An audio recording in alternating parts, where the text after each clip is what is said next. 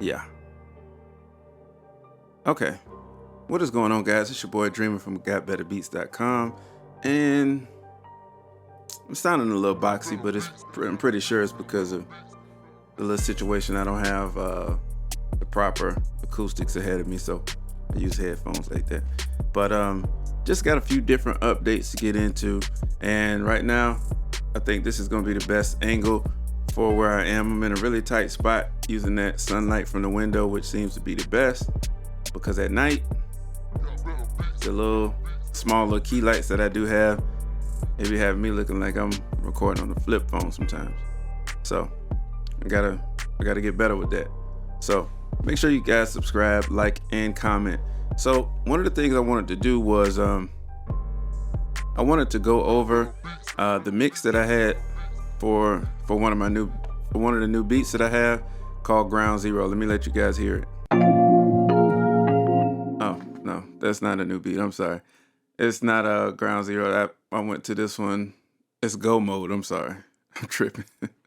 So one of the things I wanted to do was just kind of go over the mix for you guys. That way you could actually see, everything that I do for my mixes. Because I normally don't use a lot of plugins, as you can see.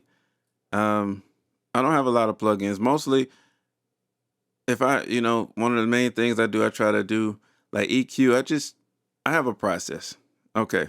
And it's a quick process with my, I try to shape the sound as much as I need to with just a little bit of EQ and compression on the main tracks. And if there's like any type of special effects that I need to do or anything like that on the main channel.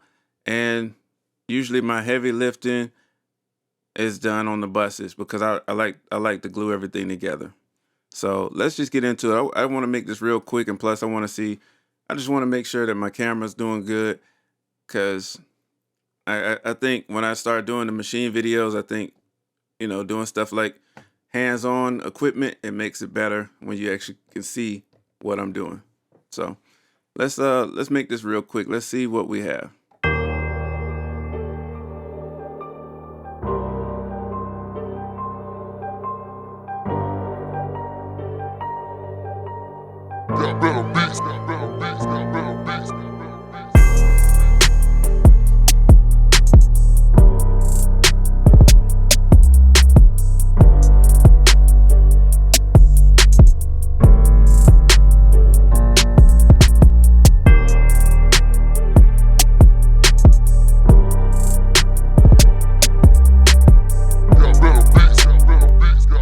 Okay. And one of the things that I did notice when I referenced this before was it was a bit dark. And what I mean by dark is on the EQ side of things, like it sounded pretty good, like the drums weren't dark, but it seemed like my instruments kind of were a little on the dark side. And it doesn't sound like that in these headphones because usually using these headphones, the frequencies that you actually hear are pretty deep, as well as you hear a lot of really high frequencies. But when I played it on, like when I referenced it in the car, it just sounded like it needed just a little lift. So what I'm going to do is I'm just going to listen for that real fast. And let me go to where all the instruments are pretty much so I can kind of just loop it there.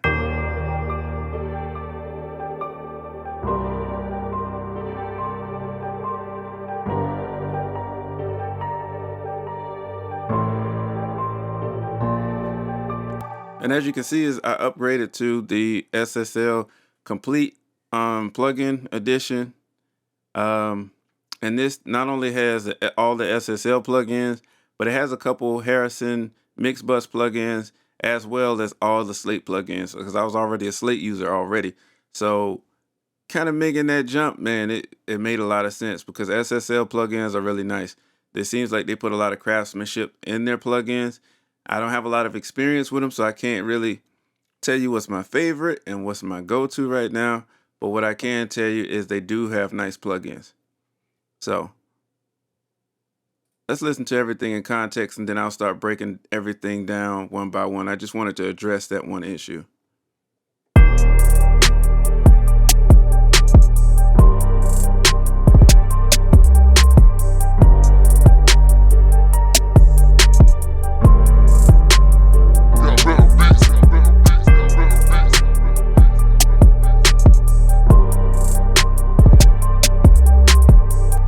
Okay, so it sounded pretty good in the headphones. I know I'm gonna really have to kind of do some references and stuff like that and go from there.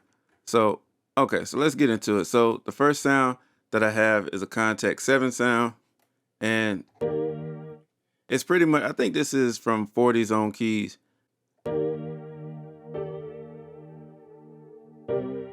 And 40's own keys has some really cool sounding stuff. If you heard my last video when I actually went through the beat review, you'll actually get a chance to hear, what I used on every single instrument and everything. And I actually did the mix review on the end of that video, but I just thought it would be just a little bit better for me to actually take more time and have a little more detail. So, what I do like about contact instruments like these is that they're really quick. You don't have to really spend a lot of time. But if you are a sound designer and you like to make your sound from scratch, your sounds from scratch, I do understand that as well. But for me, sometimes when I'm in the zone, when I'm making beats and everything, sometimes I just like to kind of really just get in there and, if I have to twist a few knobs while I have the ideas going, that's fine because sometimes I can get lost in sound design and the ideas going, and sometimes I'm thinking that the beat is not hitting like I thought it was. Okay, so nice, cool piano, 40's own keys. And if you don't know who Noah 40 is, Noah 40 Shabib, that's Drake's producer that he came up with from the beginning.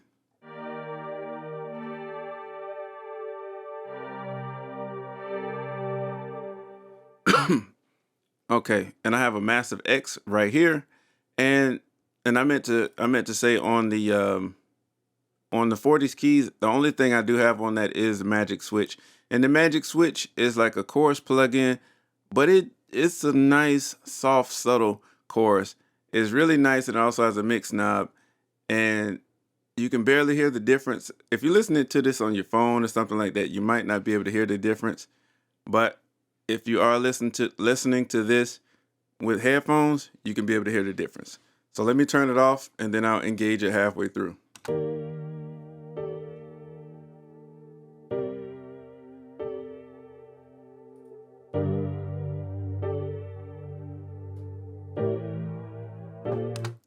So it's a really nice chorus, and it's subtle, but it actually is really nice and effective. And on the pad sound, the only thing I have on here is some EQ. And only thing I'm doing, as you can see, is taking out the lows, highs, and scooping the mids some just to create. I just wanted to kind of hang around in the background. So without it, it would be a little too bright and a little too thick in the middle. Great sounding pad, but I just needed it to hang out in the background. Okay, I don't with this right here, I didn't have anything here because I created audio tracks for this. And this is the high piano that I used. And I created them separate. I played them separate mainly because there were sometimes I might want the deep piano to be in there. As you can see, I have it kind of playing through the whole track. Like always something about the deep piano, especially like on the anthem type tracks. But this is the high piano, and it just adds a bit of a dramatic sound to it, and I actually like it.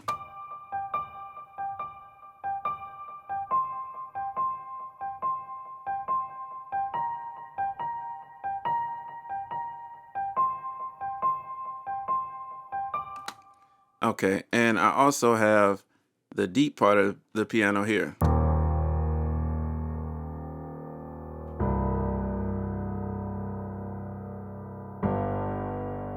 And on the high part of the piano, I have a little bit of reverb on there. I didn't care to put any on the lower part. It might have sounded good, but to me, it sounded pretty good the way it was. And I'm shaving off some of the sub frequencies and putting a little bit of a bump around maybe 110 hertz just to kind of, make that low end kind of poke out just a little bit more. And I do have Omnisphere here. It's another pad type of sound. Uh, Comes from one of the choir sounds, and make sure you guys check out that last video as well because I went through uh like how I used halftime and EQ'd and everything, but you can actually see the EQ curves on here. And as you can see, what I'm starting to learn is with my mixes, because my mixes get, they get pretty heavy in that mid section. So I'm usually paying attention to the mids on certain sounds that can, start to compile and start to give me like unwanted, thickness and kind of taking over, kind of making my signal too hot before I even really get finished with the mix. So I'm always mindful of the mids and, even the highs and the sub frequencies.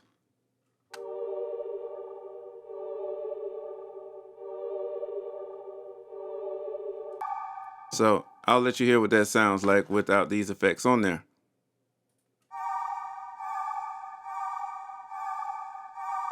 which is actually a good sound on its own, to be honest. But I actually felt that it was more suitable to throw a little halftime on it, just to make it a little slower.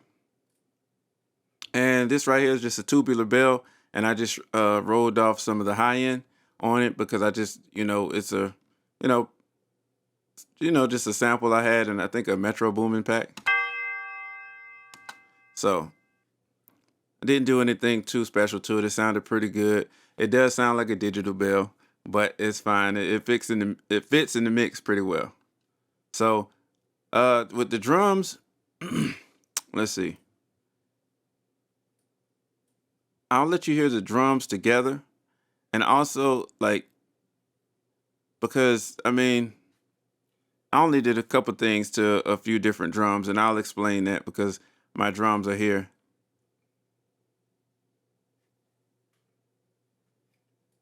Okay.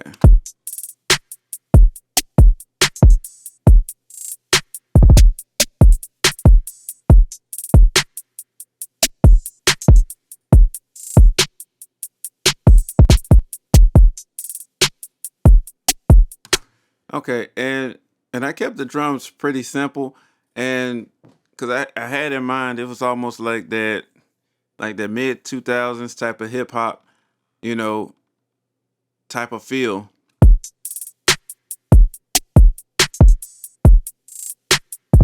So like because the clap is a little different, and and the snare drum is not usually what I would use, but I actually I kind of liked it in the context of the mix. And let me let you hear what this sounds like in the context of the mix when it comes to the drums.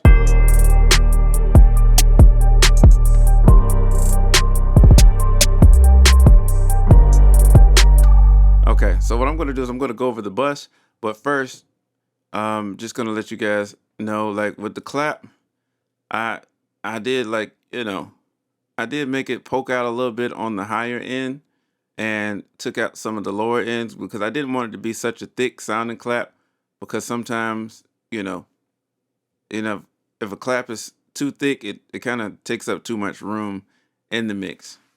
So, and if you want to hear the difference of what that sounds like, I'm going to play it with it and I'm going to take it out halfway through.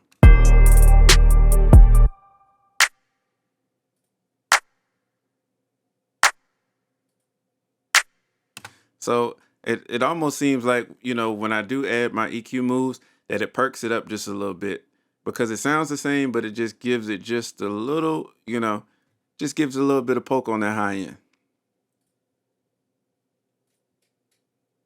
And with the hi-hat, I put a de-esser on there and a EQ.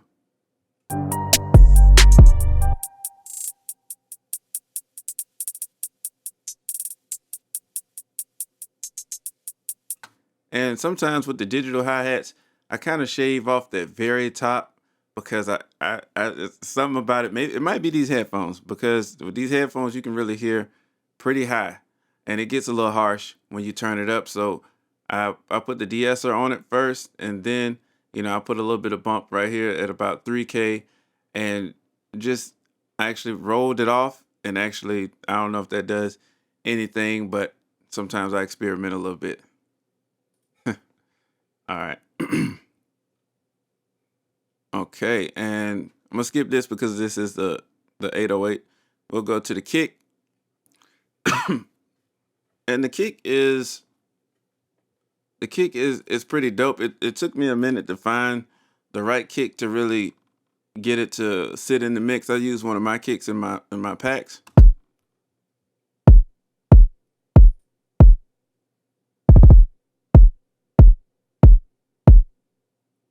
And and I know you see the sin right here, and you're wondering where that actually goes, but but that's actually just the side chain.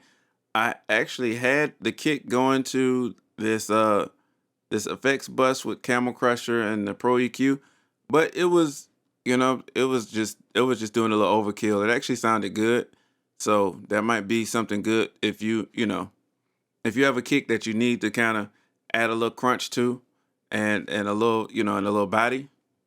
It'll probably be good, but it was just a little too much for this mix. This kick was already kind of it wasn't too crunchy, but it's already punchy. So so I kept it pretty subtle, and that's like I said, it's one of my most of these sounds are sounds that come out of my packs. So if you do like those, make sure you check them out.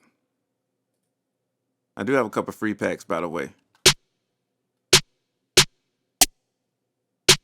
And I kind of went with the Lex Luger type of snare drum just to kind of get just I felt like it fit this I felt like it fit this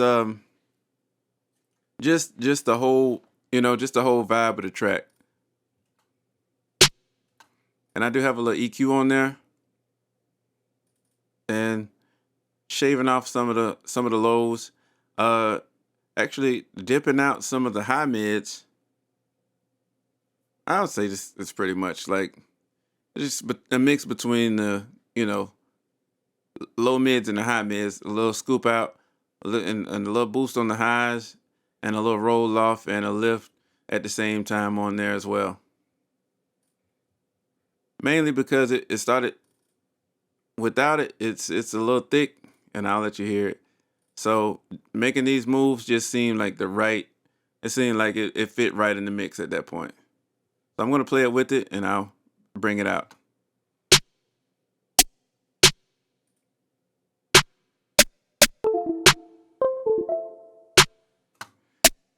My bad.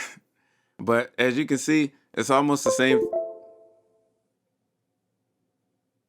My bad. I don't know which. My dog must be under my desk, messing with my other stuff. But but so it pretty much just kind of brings it's like a little bit of a facelift to it. Like at first it sounded kind of dull, which is not a bad thing because sometimes I like my sounds where I can kind of work with them. I don't like when I get sound packs from companies and everything is just like harsh and super high end, or it's just like everything sounds super thin, or so I like my sounds in a way when I can actually really work with them. So okay, and I think this is just the yeah, this is just the open hi-hat, and as you can see, I just shaved off some of the low ends and did the double creative thing there, rolled off some of that high end, and I just have it kind of turned down a good bit in the mix. Okay, so let's double back to the 808. And I normally put the 808 in its own bus because sometimes I don't want the 808 to be compressed with the bus inside the drums. I used to do that, but now I kind of separate it because a lot of times I'm normally putting like a 1176 on the 808, and it rounds it out and it kind of beefs it up, and it gives a nice warm sound. So I kind of process that differently in my bus. So, and it's no right and wrong way to do these things specifically. So make sure you guys hear me when I say there's no wrong and right way to do this specifically, because you'll have people that tell you this is, there are guidelines that you definitely want to follow, because you don't want to you don't want to just crank up everything. Of course, it's not going to be good to listen to. So there are guidelines that you want to keep in mind. But man, people are using new tricks all the time. Just like right now, we have people mixing in the box, uh, and actually like killing the game only in the box. But a few years ago, they would tell you like if you're not mixing analog, you're missing out. So I have a love for both. Honestly, my dream setup would be more of a hybrid setup. And, and it's just because I have love for both. I kind of came up in that, early 2000s era where, we started out with making our beats with workstations and MPCs and stuff like that. And I was introduced to Reason and FL Studio. And I do have a funny story about FL Studio. I'm not going to get into that. But uh, leave it in the comment section if you want to know about it. It's a little embarrassing, so I really don't want to say it, but I got embarrassed by FL Studio. I'm gonna just leave that right there. Um, but like I said though, you know, there's so many different ways that you can do this stuff. So honestly, that's what I love about music is that you can actually this is like a blank canvas when you get ready to make a beat or mix a song and you get to paint it in the way that you see it and hear it. So we'll get back to it. So this is the 808, how I have it. Let me just click this here.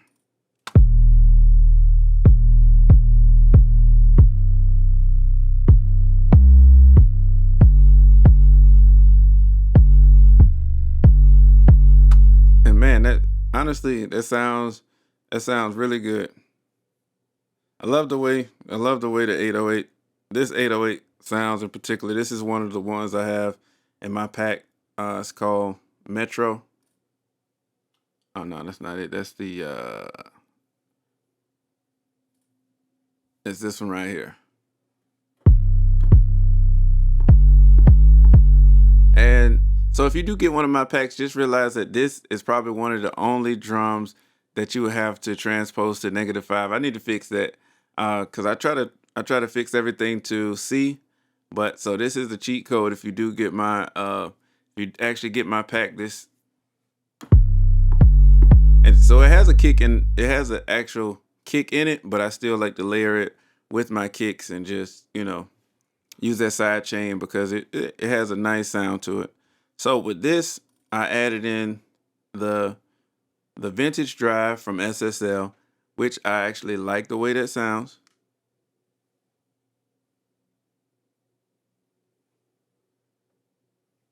I'm tripping. But I actually like the way this sounds. I'm gonna play it with it and then I'm going to take it out.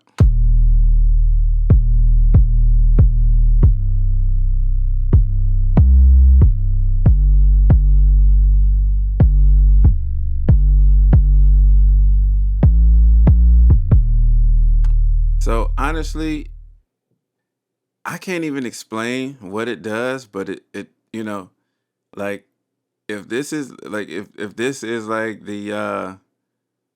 effect that you get with the using the console, just getting that drive that the through the electronics, it's nice because it actually kind of makes it more rounder, and it actually seems like it adds a little bit of width to it. I don't know if the saturation is spreading out, but it sounds a little bit better, you know. And it's not doing a whole lot, but it does, it does what it does, and it sounds good. And like I told you with the 1176, and this definitely makes a difference because this adds a nice warmth to it, nice round bottom.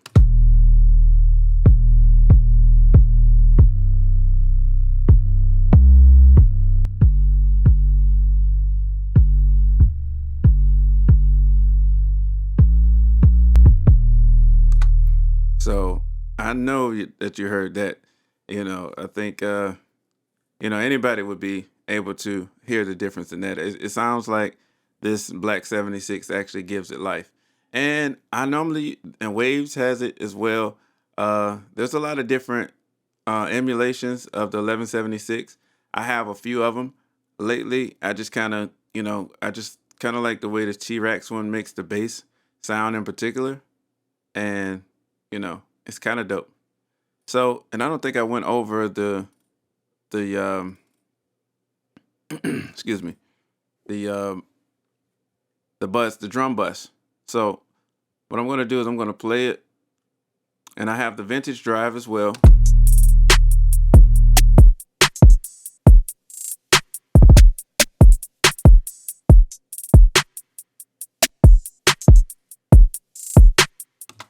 And And that's this saturation, it just really sounds good. I mean, because the saturation, it kind of takes it from sounding dry to actually just, just adding out the saturation frequencies in there, and it just kind of gives it a nice bit of high end. So whatever algorithm they used on here, it you know I like it. And I normally like to use the compressor by T-Rex, and this is an emulation of the distressor. And this is normally kind of just gives me a little bite and a little punch too, and sometimes a little distortion. And I'm normally when I do use this, I'm usually using that mix knob on about 50%. So this is actually a real good thing, especially even if you had a effects bus setup to actually feed a couple of your instruments to. This this plugin sounds really good. And a lot of distressor plugins actually really do sound good. So I would imagine that the distressor itself is an amazing piece of hardware. I would love to have a little double setup.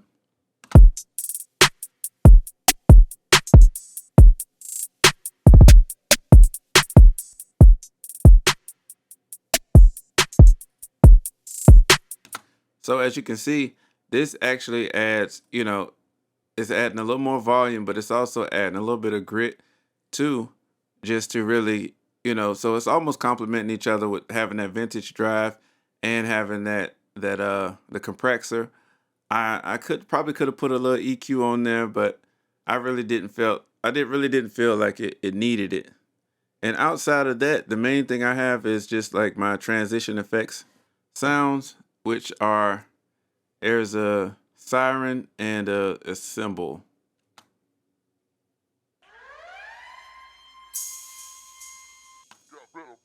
So if you want to hear what that sounds like, let's just play it from the intro.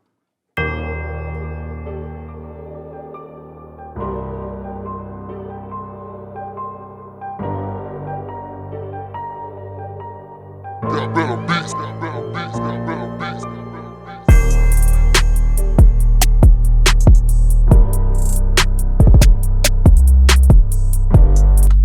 Okay, so sounding pretty good, and one of my favorite plugins to keep on my master bus is the T-Rex one.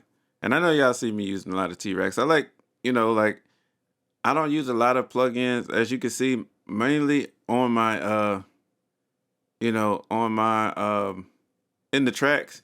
I'm mainly just using a little bit of EQ, and if I have to do anything special, because the sounds I normally use are pretty good sounding. So I try to, keep that simple as possible. And then, I start kind of going into my upper echelons.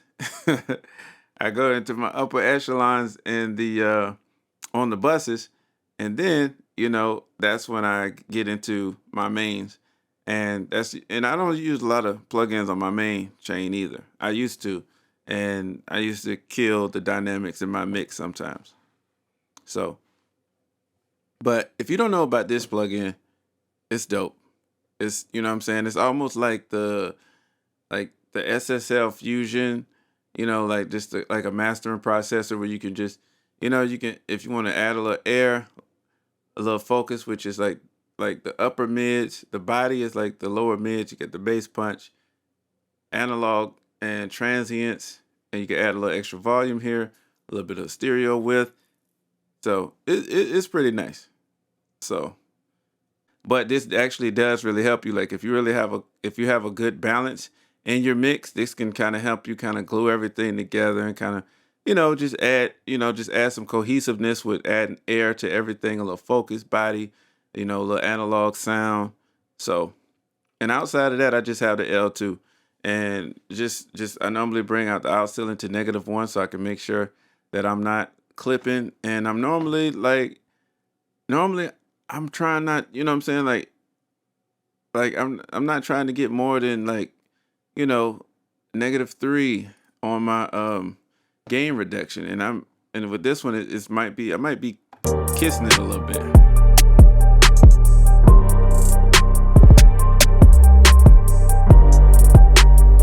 So I guess I'm getting about -4, And normally I just try to keep one of these just to see where I am, because right now I know you know, I try to make the beats loud, especially when I'm mixing to put on the website.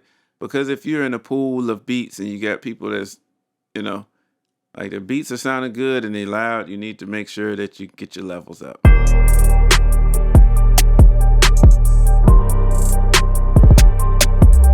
So usually I'm going for about -9. I normally don't try to push too much harder than that, because I mean, I think, like sometimes you'll see people say, "Oh, I go for 7," and like, I mean, I try not to push too hard. I feel like if you can get the point across, you know, it'll be fine. But so with that being said, man, this is going to wrap up this video, and let me know if you guys actually like having the camera on, or if you really don't care about it. Whatever the case may be, make sure you guys like and subscribe and comment down below. That way I can actually address these issues, because the next video I'm actually going to get more into this machine, because I would like to really tell you guys what are some of the things that I really love about this machine, and how I actually came about getting the machine, because I've been a machine user for quite some time. And I mean, even though it does need an update, I got a couple things that I think that they should do, but that is definitely going to be in the next video. So make sure you guys let me know what it is with the questions, because I know the last machine video I did, some of you guys were actually having some issues. So I'm going to address on how I got past some of those issues, and hopefully that'll help some of you guys out. And I'm going to show you another cool way. Peace. See you guys in the next video.